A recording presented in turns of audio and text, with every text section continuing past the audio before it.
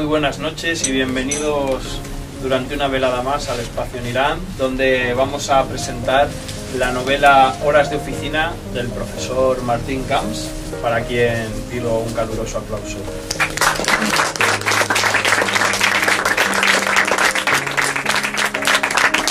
Esta noche, como digo, nos ocupará la novela de Martín Camps, de quien el artista plástico Gabriel Andrei, que se encuentra aquí a nuestro lado, va a realizar a lo largo del diálogo que vamos a mantener, pues un retrato del invitado. Y ya sin más dilación, pues pasamos a abordar el tema de la novela. Horas de oficina, diríamos que es una novela que narra, digamos, un viaje académico, profesional, aún diría más vital, del protagonista, que emprende dicho viaje por eso mismo, para buscar un futuro profesional, y a lo largo del cual pues le ocurren no pocos avatares, sucesos, vivencias, algunos más agradables para él, otros más desagradables, pero en cualquier caso, cuando se trata de leerlos, le reportarán una amenidad al lector bastante atractiva. Es un profesor, o un futuro profesor, un aspirante a profesor, que lleva en la mochila fundamentalmente sus ilusiones de llevar a término todas las ilusiones académicas y todas las lecturas y poder ejercer la docencia en literatura. Y para ello viaja a California a realizar un posgrado, ¿verdad?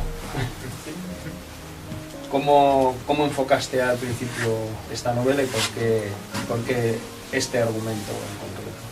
Bueno, primero agradecer a Diego, agradecer al Espacio Iramac y muchas gracias a ustedes también por estar aquí, por su heroicidad en una noche tan fría y lluviosa aquí en Madrid.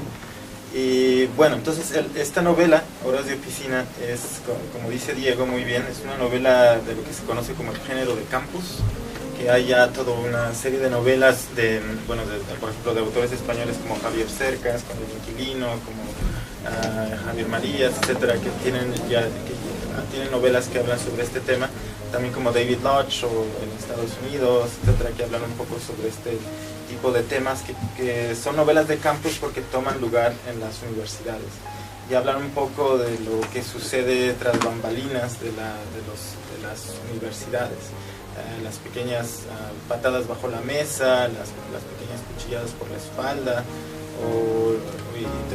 todas las relaciones que hay entre los profesores. Y también es la historia, como comentaba Diego, de un personaje que hace una especie de migración intelectual hacia Estados Unidos y cruza el río pero sin mojarse la espalda, y va en busca de completar un sueño, de continuar sus estudios en Estados Unidos, y entonces se encuentra una serie de dificultades, pero las enfrenta más o menos con una especie de duende interior, con cierta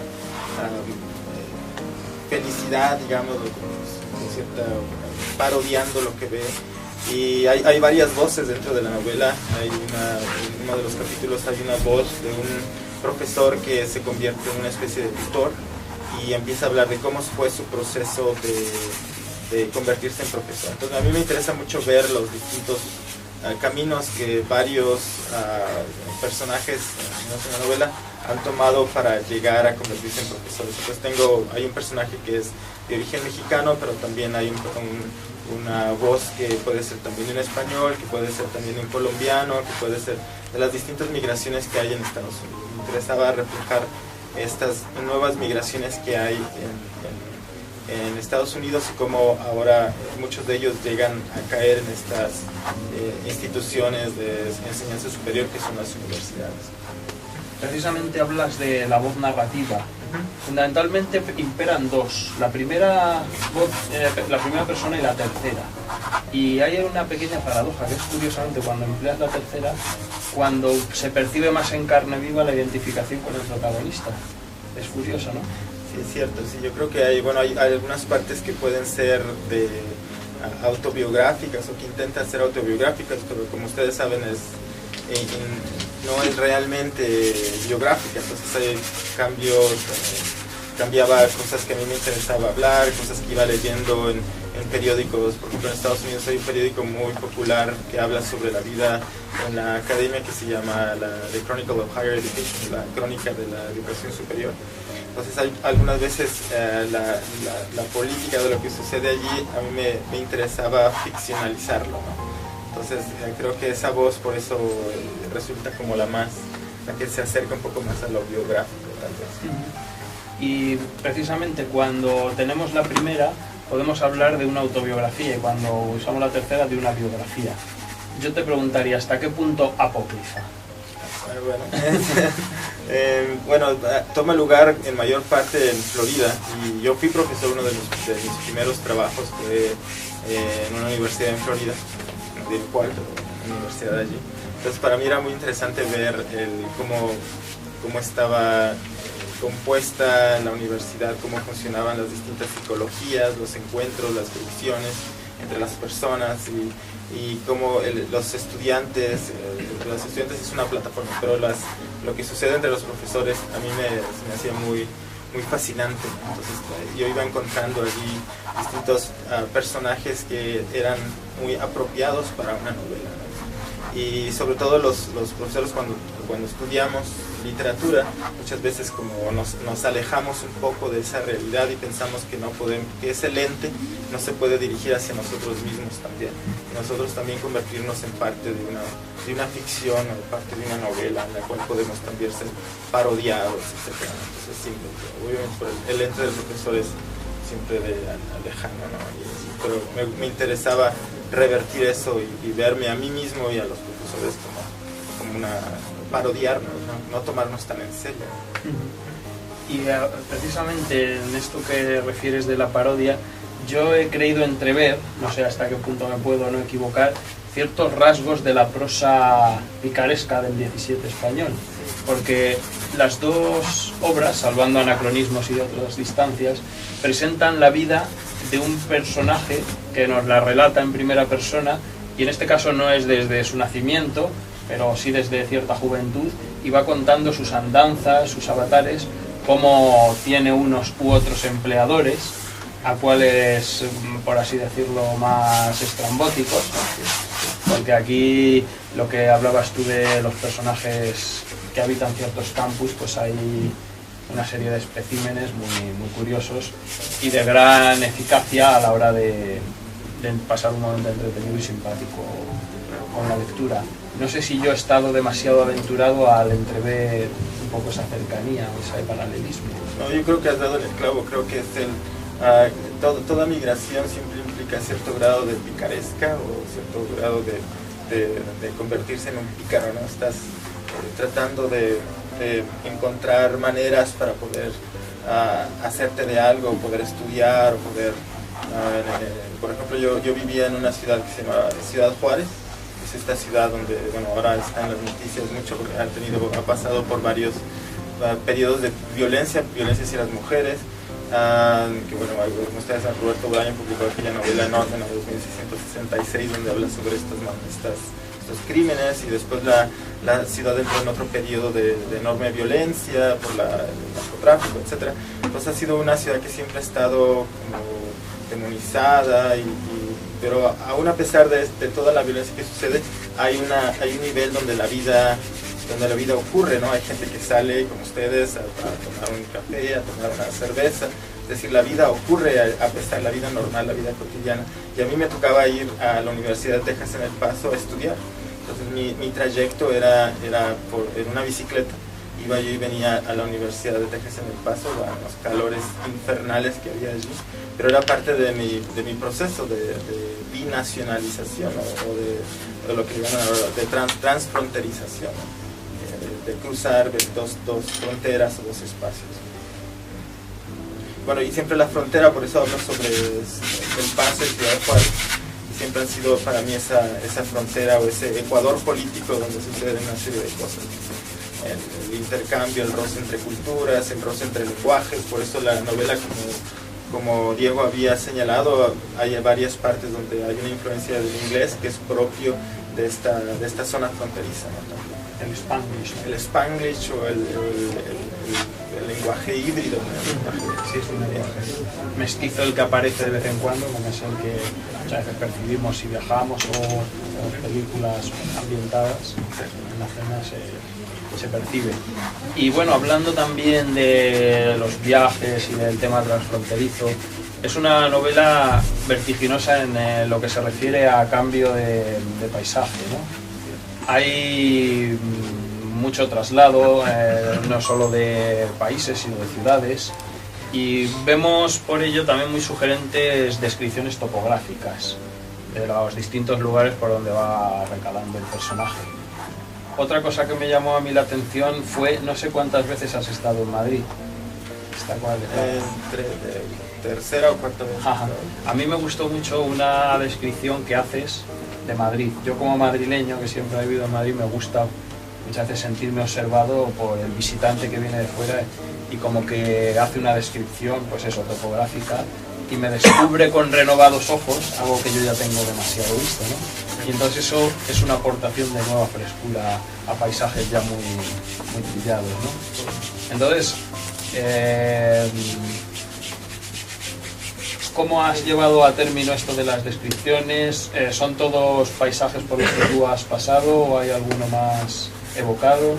Bueno, sí, la mayoría son lugares en los que he estado. Curiosamente, cuando escribí esta novela, la última parte de la novela ocurre cerca de este barrio, entonces para mí fue muy interesante que termine aquí.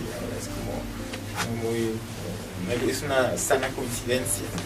Y porque estaba quedándome por aquí, etcétera, y es la historia de este profesor que al final va a un congreso, ¿no? Está cumpliendo con estos requisitos que tiene que hacer para ganar méritos, para poder poner una línea en su currículum vitae, etcétera. Entonces viene a un congreso y tiene que hacer todo la función académica de asistir a los congresos, etcétera, decir cosas medianamente inteligentes, etcétera, y luego entonces termina por aquí, ¿no? La novela por esta zona. Y me interesaba mucho también, bueno, descubrir, para mí, llegar a Madrid, porque esa era la segunda vez que venía, era algo muy fresco, era como encontrar, obviamente, rasgos de México, rasgos de Latinoamérica, y reencontrarme a través de lo que yo veía allí. Entonces eso se me hizo muy interesante. También hablo algunos paisajes de California, de este personaje que llega a uno de los barrios más pobres que están cerca de la universidad, que curiosamente sucede así, ¿no? La mayoría en las grandes universidades están por lo general flanqueadas por barrios muy pobres y los estudiantes tienen que salir y vivir allí, entonces se encuentran casi condiciones muy deplorables de vida. Entonces eran condiciones en las que también yo como estudiante las vivía. Y bueno, entonces esa parte. También describo allí el paso, el paisaje desértico, el paisaje del cruce. Y hay una parte allí que hablo sobre cómo cruza la frontera, ¿no? Cruzo la frontera justamente, y empieza la novela dejando atrás cuando empezaba un presidente en México que se llamaba Vicente Fox, y me quería que empezara allí, como dejando, es el primer presidente de la supuesta democracia mexicana. Entonces empieza allí la novela, porque es como decir, realmente no ha habido democracia, y además era como decir, dejo atrás el inicio de este presidente y salgo a otro país. Y bueno, esa era la intención. Pero sí, el paisaje es importante para mí, también el trayecto, el viaje. Como ahora estoy escribiendo un libro sobre literatura de viaje, me interesa mucho el transcurso, lo líquido de nuestras identidades. Cuando la mayoría de las personas, cuando nos encontramos realmente, es cuando ponemos nuestra identidad cuando salimos de nuestro sitio regular y empezamos realmente a vernos como somos, ¿no? Y también, como decía obviamente Mark Twain, ¿no? Los viajes es lo peor que hay para el racismo y para la xenofobia, etc. Porque cuando ves otras personas, conoces otros lugares, te das cuenta que estamos hechos de la misma paja, que tenemos las mismas pasiones, las mismas deficiencias, etc. Y creo que por eso me interesa mucho la idea del viaje, y por eso este personaje siempre está en continuo movimiento. en continuo irse. Muy bien. Pues otra cosa que yo he percibido, al igual que he percibido el matiz picaresco y las concomitancias con la literatura de viajes, también veo un fuerte componente metaliterario. Se glosan, se analizan obras de la literatura universal e incluso se va más allá y se desgrana el procedimiento por el que el protagonista ha hecho una tesis y se remite gran parte de la bibliografía de una manera muy bien documentada. A lo que yo te tengo que preguntar, ¿dicha tesis existe? ¿Es una tesis ficcionalizada? En cualquier caso sería fruto de un acopio de literatura importante sobre ese tema que se esgrime ahí. Cierto, sí. Entonces, bueno, me interesaba el tema de la novela de Campos, y ese capítulo en particular que tú describes es una especie de reseñas o de apuntes del estudiante que está tratando de conjeturar una especie de disertación. La descripción de la novela, sino es también su opinión. Entonces una especie como de reseñas, un poco estaba yo creo pensando allí en lo que hacía Roberto Bolaño con la literatura nazi en América, o lo que hacía Roberto Calazo con estas cartas a un desconocido, que eran como esta serie de reseñas y reseñas. Me interesa mucho el género de la reseña como un ejercicio de lectura cercana y de lectura profesional hacia un libro, como no únicamente leerlo y dejarlo, sino pensar y repensar en la novela y poder decir algo sobre lo que he leído. Y entonces eso es lo que intentaba hacer, como recordar esas novelas que yo había leído que tenían el tema de la novela de Campos y tratar de ponerlas como si fueran el documento que el estudiante graduado está tratando de hacer para poder escribir una disertación. Y yo tenía el interés, cuando pensaba en ese capítulo, de hacer un trabajo académico que hablara sobre estas novelas en Campos, pero como muchos otros proyectos que se quedan en el tintero de los académicos, pues está allí en plan, pero no se ha logrado fraguar.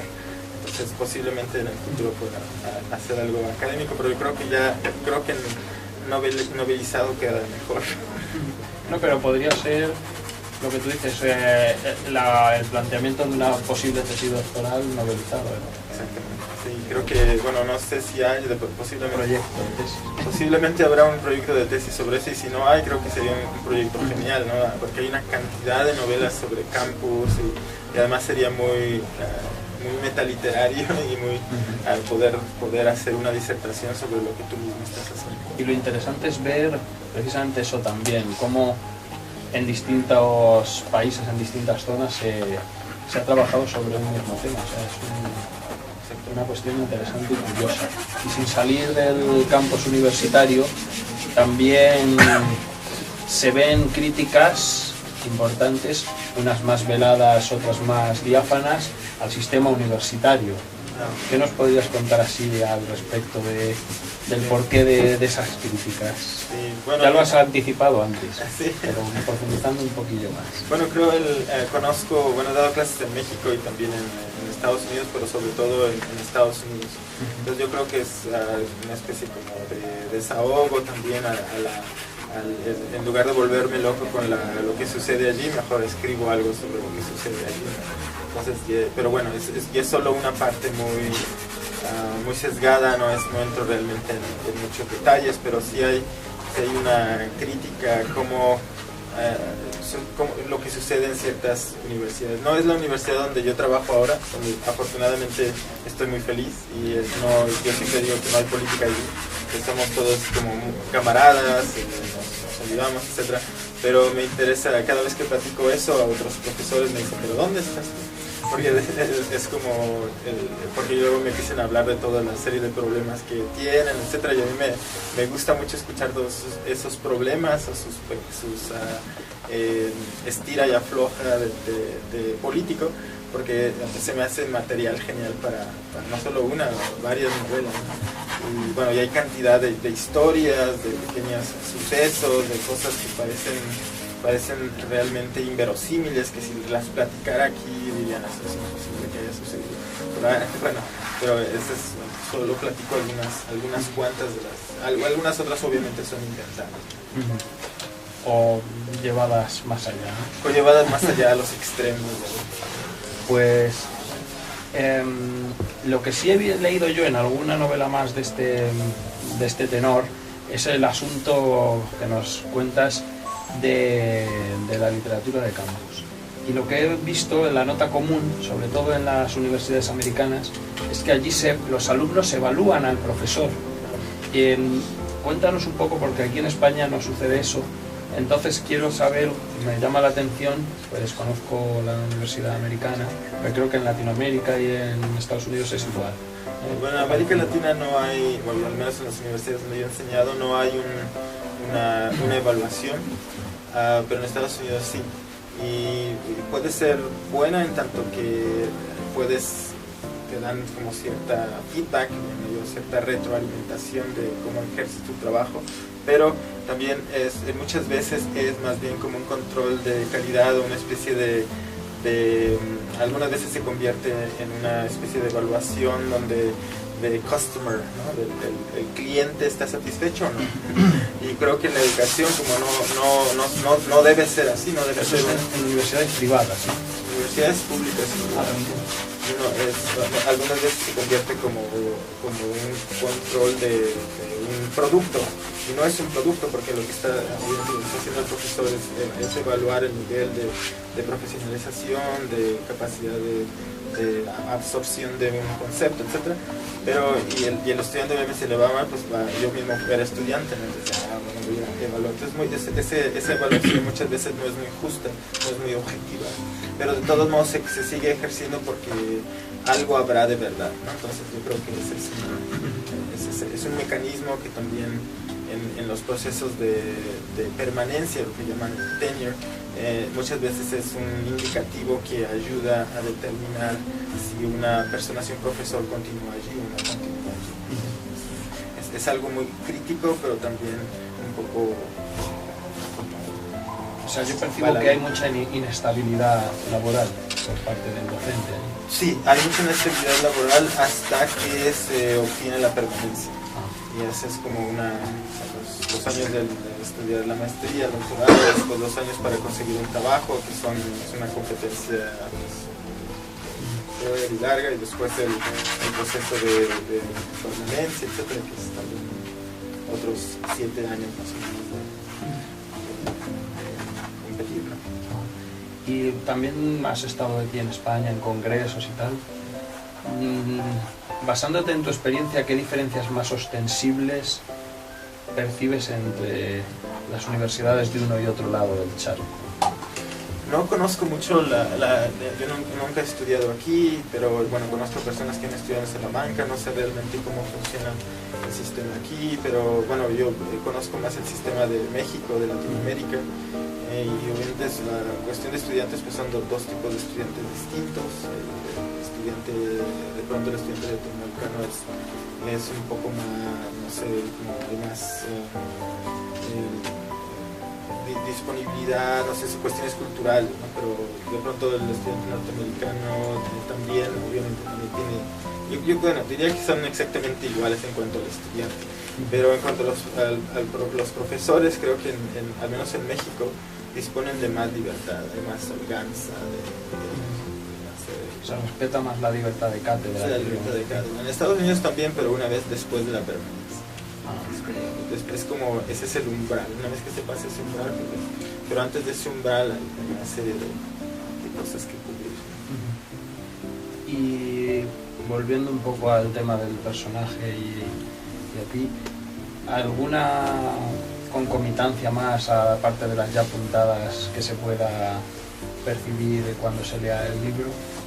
Aparte de la faceta de los dos profesores y tal, ¿hay algo más de ti que veas que se ha proyectado mucho o más ostensiblemente? Yo creo que me interesa mucho esa parte de las voces, de los distintos, que estaba yo tratando como de invocar las distintas voces, tanto del mexicano, tanto como el cubano, creo que hay un español ahí también, etc. Entonces me interesaba invocar cómo cómo veían ellos mismos su proceso de convertirse en profesores y también como de escapar su propia realidad nacional y poder incrustarse en otro país. Entonces me interesaba ver como las distintas migraciones, ¿no? Entonces, porque es un proceso, como ustedes saben, que Estados Unidos está enfrentando ahora, que es un cambio poblacional, ¿no? Que ahora hay 53 millones de latinos y en el 2050 habrá 137 millones, lo cual significa que 1 de cada 3 norteamericanos en el futuro serán latinos, lo cual significa un cambio obviamente cultural, etcétera, que va a transformar el país. Y yo siempre digo que tanto México y España debemos estar muy atentos en lo que está pasando allí, porque significa un cambio político y significa también personas que están hambrientas de cultura, que están hambrientas de conocer lo que se produce tanto en México como lo que se produce en España, en los países hispanoparlantes, y que ellos también quieren conocer, ¿no? Por eso el lenguaje número 1 ahora en Estados Unidos es el español, ¿no? Y hay un enorme interés por aprender el español, por afianzarlo, por conocer las culturas, etc. Que también los profesores, por ejemplo, yo envío estudiantes a España, igual que envío estudiantes a Latinoamérica, lo cual en cierto sentido formamos parte como una especie de pequeña agencia de turismo. Mandamos estudiantes, etcétera, de no sé, 10, 15 estudiantes cada año. Y aparte de lo hasta aquí comentado en cuanto a motivos de influencia, ¿alguno más que se nos haya escapado que creas que también ha tenido peso a la hora de escribir Horas de Oficina? Pues realmente para mí era un ejercicio. Yo he escrito 3 novelas, pero esta es la primera que he publicado, pero era muy interesante ver para mí el ejercicio de la escritura, el ejercicio de la ficción, porque yo escribo poesía por lo general. Tengo 4 libros de poesía, etc. Me interesa mucho el lenguaje, el lenguaje de la poesía, el lenguaje sintético de la producción poética, pero me interesaba ver cómo se podía producir, cómo se podía hacer ese cambio de una novela que no fuera tampoco la novela de poeta, ¿no? Que fueran imágenes y que no. Yo quería contar algo, que se dijera algo, que se leyera, que fuera legible. Y no que fuera nada más un largo poema inentendible, ¿no? Entonces quería hacer ese ejercicio de contar algo, platicar algo que me interesara a mí. Y como lo platicaba a ti, decía, si a mí me interesa, es muy probable que a alguien más me interese. Entonces yo cuando la releía, decía, bueno, a mí todavía me sigue pareciendo una prosa potable, una prosa que es legible y que posiblemente a alguien más le podría interesar. Y si no era, al menos a mí no se me hacía aburrida. Y lo cual yo creo que es importante que se pueda leer, que se pueda digerir, pero que tampoco sea una novela típicamente lineal con un solo personaje, etcétera, sino que reuniera también otros personajes, otros universos, otras voces y otros espacios. Que fuera sencilla, pero que no fuera fácil. No, yo me atrevo a decir en ese sentido que es una novela efectiva, eficaz a la hora de atraer al lector, pero no va a tenerle inserto en una cierta monotonía, sino que es una novela escrita de manera muy vivaz y da muchos giros sorpresivos que van a tener más alerta también al lector. Y otra cosa que te quiero preguntar, ya volviendo y mirando más panorámicamente tu faceta de escritor, ¿ha habido alguna o algunas obras, cuáles han sido las que te han marcado, si las ha habido, que te llevaran a dedicarte a esto de la escritura? Bueno, yo estudio como académico y estudio la novela. Entonces, siempre he leído novelas como con una pluma en la mano, ¿no? Viendo cómo funcionan los narradores, cómo funcionan los tiempos, que es una novela abierta, una novela cerrada, los espacios, etcétera, etcétera.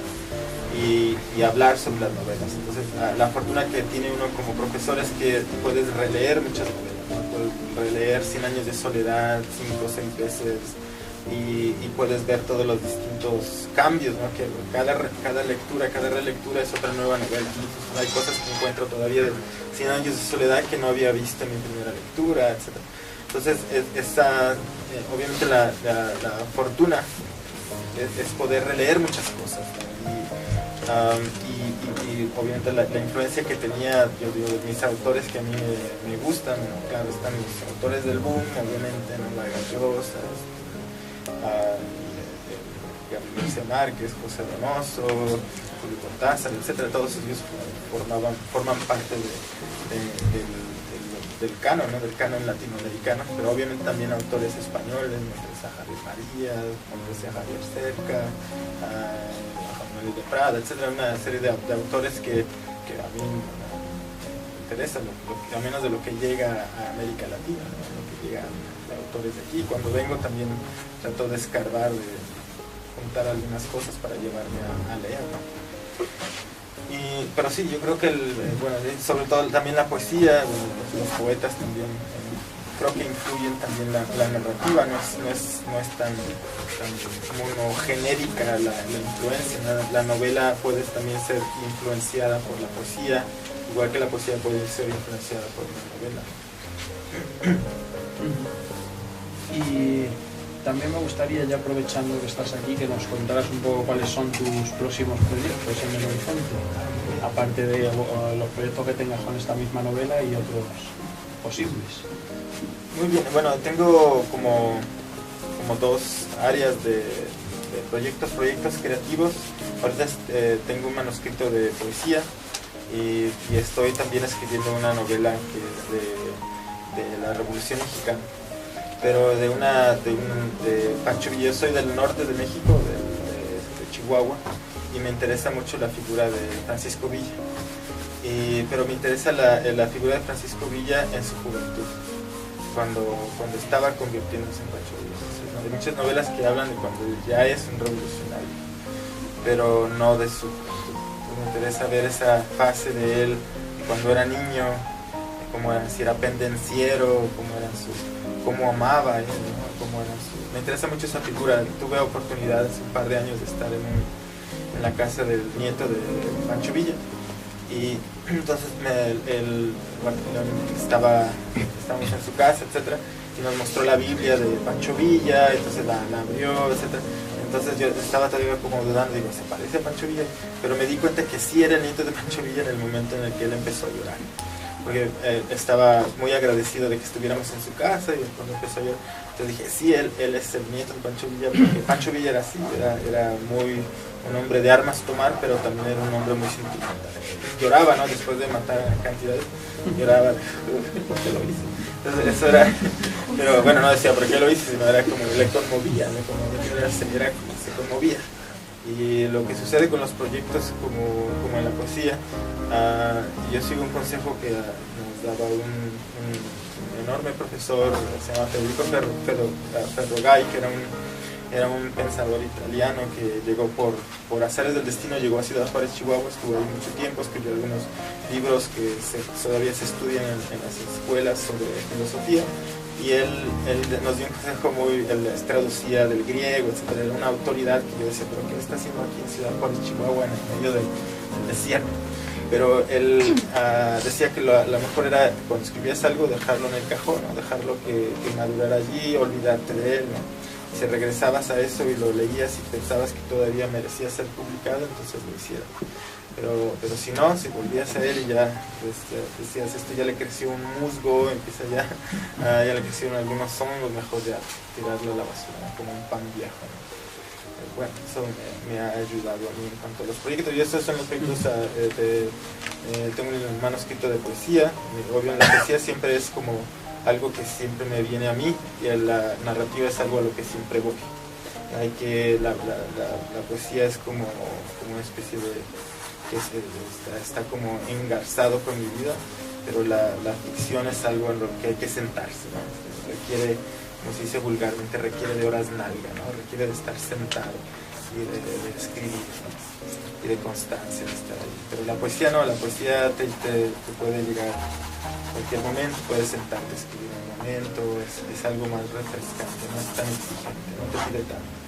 La ficción, lo que aprendí no es que yo sea un curado novelista, sino obviamente estoy apenas en esto. Para mí me interesa mucho cómo la novela te captura y te pide horas. La poesía no, la poesía te deja en paz. Y ya que tocabas el tema de la poesía, ¿cuáles serían tus referentes?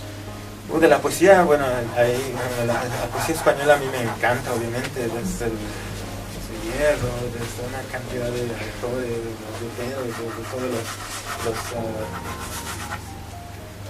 acabo de leer unas traducciones que hizo Luis Antonio de Villena de un poeta que se llama Pietro Aretino, que es de poesía erótica, que me sorprendió encontrarlo en Tijuana. Estuve en Tijuana, México, hace un par de semanas y me encontré ese libro allí, estaba leyendo eso. Y bueno, Octavio Paz, del canon latinoamericano, yo creo que como siempre, ¿no? Octavio Paz, César Vallejo, Nicanor Parra, que son como los autores que siempre figuran allí, ¿no? Que siempre vuelven. También los poetas brasileños que ahora, bueno, por ejemplo, bueno, Drummond de Andrade, etcétera, que son de los grandes autores brasileños que siempre me da mucho gusto leer, ¿no? Porque hay tanto que está allí. Yo creo que todavía en la poesía brasileña, no sé si sucede aquí, pero lo digo yo en lo que hicimos en América Latina, que todavía se preserva como este tratado de Tordesillas en el que lo que se produce en Brasil todavía no se transfiere hacia el mundo hispanoparlante, y etcétera. Todavía se mantienen muy bien esas fronteras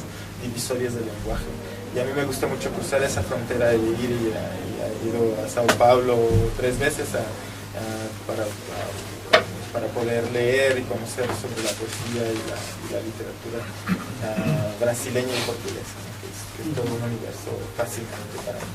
Y que hay tanto que se está haciendo ahora, es una producción cultural increíble lo que hay ahora en Brasil, ¿no? Pues es un país muy grande y además de mucha vibración económica y tanto cultural, ¿no? Son 200 millones de personas y en cada rincón se están produciendo cantidades de poemas, cantidades de novelas, etcétera, que es difícil mantener el ritmo de todo lo que se está produciendo. Y bueno, ya para no extendernos demasiado, sí me gustaría que a aquellas personas que se quieren meter en el mundo de la escritura y de la literatura, como profesor de la materia y como escritor, ¿qué palabras tendrías para esa persona que quiere incursionar? Escribir, el escritor escribe, ¿no? Entonces yo creo que es el sentarse a escribir y hacerlo, ¿no? Me acuerdo mucho de ese video que está en YouTube, que ustedes lo pueden ver, Bukowski que hablaba, está diciendo, ¿cuál es inspiración? Esto es inspiración, y entonces él tecleaba en su máquina de escribir, esto es la inspiración, y yo creo que es eso, es el tecleo, bueno, ahora en la computadora es más o menos como una suave caricia, ¿no? Pero yo creo que es eso, es escribir, es continuamente estar y confiar en lo que uno escribe, no pensar que es que ya están los grandes autores, yo qué voy a decir, no, lo que tú dices y lo que tú vas a decir es muy importante porque no hay nadie más que sea como tú, no hay nadie que tenga tu perspectiva, yo no puedo ver a través de tus ojos cómo ves la realidad del mundo, y la única persona que nos puede decir cómo se ven las cosas a través de tus ojos es a través de la escritura, ¿no? De lo que puedas conversar, platicar, tu propia manera de percibir el mundo, de sentirlo, de reflejarlo, de interiorizarlo. Eso es algo que está allí. Yo creo que a mí me preocupa a veces pensar cuántas personas que no escribieron y todos esos universos maravillosos que se llevaron a la tumba, que nunca lograron ellos exteriorizar y dejar un documento de ellos, ¿no? Entonces, yo creo que tenemos la obligación todos de escribir, de decir, oír. Yo les encargo mucho a los estudiantes que ellos paren el oído a las historias de sus abuelos, a las historias de sus familiares, y que las transcriban, porque todo ese es material oral que nunca se lleva al papel. Yo les digo a ustedes que son licenciados ahora en literatura, etcétera, tienen la obligación de documentar, de escribir esas historias que les han platicado, que les han transmitido sus padres, etcétera.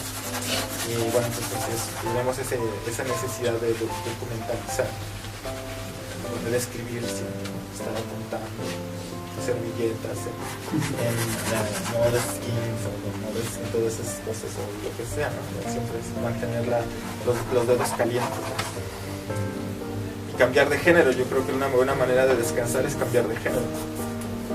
No, o sea, nunca descansar, descansa cambiando de género. Y si te cansas un poco de la poesía, pues empieza a escribir un poco de ensayo, luego un poco de narrativa, etc. Pues yo, si me permites, te tengo que decir que tu respuesta me ha resultado muy edificante, toda vez que en alguna ocasión que he ido yo a alguna conferencia de algún escritor consagrado que en algún caso también ejercía la docencia, de cuyos nombres no me quiero acordar, cuando esto mismo se les proponía decían lo contrario, que lean, porque eso es la manera de quitarse competencia. Entonces tú atraes a la gente. Yo creo que hacia el magma literario, lo cual me parece generoso. Y yo creo que más que un país de lectores, como en México se habla mucho más, hay que ser un país de lectores, no, hay que ser un país de escritores. El país de escritores es también un país de lectores. Lo que sí pediría sería un generoso aplauso para nuestro invitado.